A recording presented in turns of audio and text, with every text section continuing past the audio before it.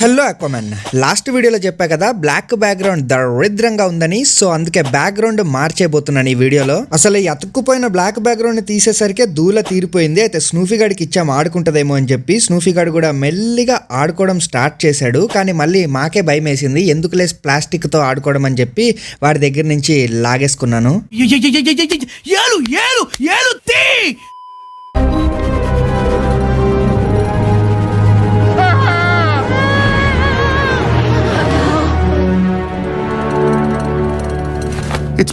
Last వీడియోలో guest చేయమన్న colour background వచ్చేసి white colour అన్నమాట. ఎందుకంటే వైట్ కలర్ లో ఉండే రిచ్నెస్ వేరు. కానీ నిజం చెప్తున్నా, ఈ వినైల్ షీట్ ని అతికించడానికి దూల తీరిపోయింది. దగ్గరగా అరగంట పట్టింది. మామ నాతో చాలా జాగ్రత్తగా ఉండండి, ఎందుకంటే నా దగ్గర కత్తి ఉంది.